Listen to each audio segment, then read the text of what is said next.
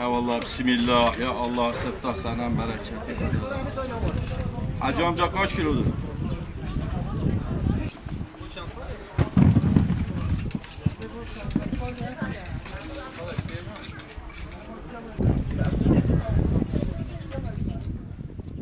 ...22 senedir buradayım. Zebzeciyim. Yani pazarda işte zebze satıyorum. İşte ancak evimin geçimini sağlıyorum yani. Başka bir şey yok yani. 44 senedir ben bu işi yapıyorum. Ama buradan mesela 10 senedir inan ki doğru dürüst bir şey kazanamıyoruz. Daha önceleri mesela ben bir ay çalışsaydım, 5 ay çalışmasaydım idaremi dört dörtlük yapıyordum. Hani güzeldi ama şu an ancak evimin geçimini sağlıyorum. Toptan işi yapıyordum, toptan satıyordum. Bazen perakende satıyordum. Buraya geldim. Burada da işte manavcılık yaptım. Bu Hacı Osman Camisi'nin orada. Belediye bizi kaldırdı. Sözde belediye bize bu Mısır Çarşısı'nın orada bir yer yaptı. Mısır Çarşısı'nın orada işimiz olmadı. Ablama söyleyeyim. Tekrar bizi semt pazarı yaptılar. İşte semt pazarına geldik. İşte burada 2 kilo amca. Ben de ne dedim sana? Ben de 2 kilo dedim. Oran cahara 4 milyonu ülke oran. çok bizim bura açık olduğu için hani pazar semt pazarlarıdır, açık alan olduğu için mesela çoğu manavları tercih ediyor. Niye? Adam diyor ya diyor 5 lira fazla vereceğim. Halbuki yanlıştır. Manavda satılan mesela ben bu meyveyi satıyorum. Ben bu meyveyi satıyorum. O da aynısını alıp satıyor. Ama nedir ki onunki kapalı olduğu için şöyle dizdiği için göze giriyor. Ben onu burada dizemiyorum o şekil. Şimdi hava sıcaktır.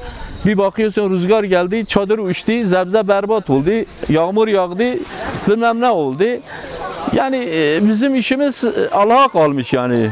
Allah bize yardım etsin yani. Gerçekten böyle. Sabahleyin saat 6.30'da kalkıyoruz. Burada birbirimizi görüyoruz. Akşam sadece 2 saat çoluk çocuğumuzu görüyoruz. Başka gördüğümüz yok ki. 8 tane çocuğum var. 8 tane çocuğum var. Evet.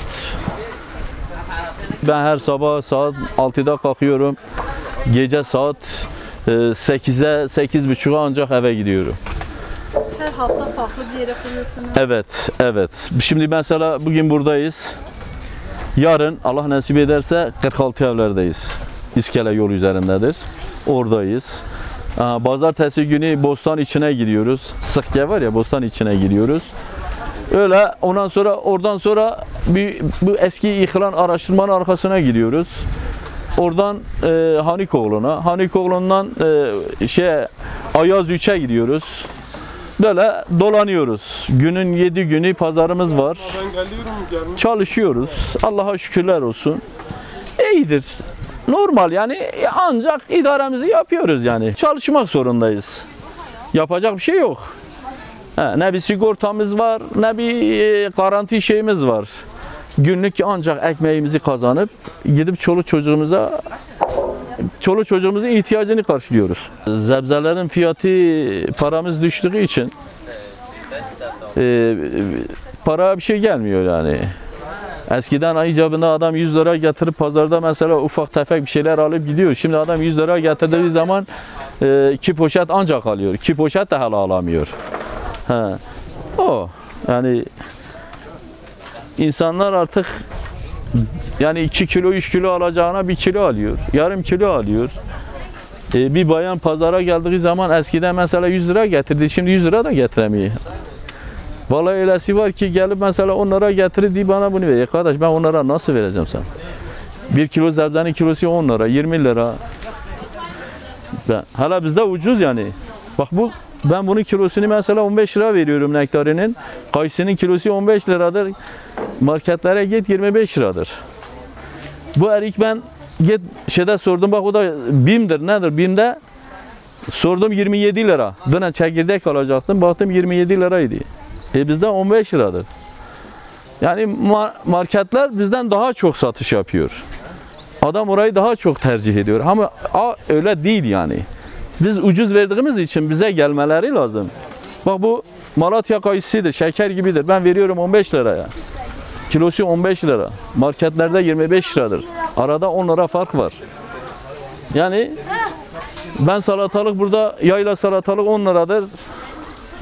Adam orada veriyor 15 lira, 20 lira veriyor. Adam alıyor. Ben patlıcanı 10 lira veriyorum. Markette 17 liradır. Ben gittim eve almak için vallahi 17 lira dedi. Yani böyle. Ya şimdi önce diyorum ya, adam mesela önce gelip icabında hani her sene adam 5 lira 4 lira domates alıp da gidiyor. Ama şu an gelip 15 lira aldığı zaman adamın zoruna gidiyor. 1 kilo patatesin kilosu 5 liraydı. Şu an olmuş 17-18 lira. Yani millet de artık ne yapacağını şaşırmış, yani ne yapacağını bilmiyor. Hani gerçekten de pahalılık çoktur yani. Pahalılık çok yani. Ha. Ucuzluk yok. 1 kilo etin kilosu olmuş 350 milyon, 400 milyon. Yani adam ne yapacak?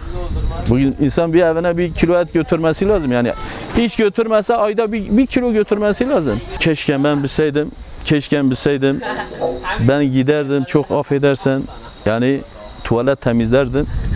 Ben bu işi yapmazdım. Bak sana diyorum, ben bunu 43 senedir yapıyorum. Bak 43 senedir, 44 senedir, daha belki fazla da olabilir belki, ama ben bu işi yapıyorum. Yani inan ki o zamanlar ben dışarı mesela Adana'ya giderdim, Antalya'ya giderdim, Mersin'e giderdim, Trabzon'a giderdim, Rize'ye giderdim. Ben buradan bak Cizre, Silopi'den ben hurma götürüp Trabzon'da satıyordum o zaman. Çok güzel paralar kazanıyordum. Ama şu an değil. Şu an kazanmak durumunun şeyinde değiliz. Biz diyoruz ki çoluk çocuğumuzun ihtiyacını karşılıyor. Çoluk çocuğumuz aç kalmasın. Biz bunun peşindeyiz. Yani para toplama peşinde değiliz. Yani ancak masrafımızı karşılıyoruz. Şu an aç kalmasın. İhtiyacımızı ancak karşılıyoruz. Bu. Eğer başka bir şey yok. Yapamıyoruz. Benim çocuklarım da o da benim sayemde, ona da zebzeci olmuş. Vallahi bu sene ben 150 milyar ben zarar ettik. 150 milyar biz zarar ettik. Yani kazanç yok diyorum sana. Yani artık ne yapacağımızı bilmiyoruz. İşimiz bu, mesleğimiz bu. Ama yıllardır mesela 22-23 senedir biz buradayız. Bir ömürdür, bir şeydir yani. Biz buradayız. Eğer 10 sene bir yerde çalışsaydım, ben şu an 4 sene bir yerde çalışsam ben emekli olacağım. 4 sene sigortamı ödeyemiyorum, emekli olacağım. Yapamıyorum. Bak 4 sene sigortam olsun, şu an emekli olacağım.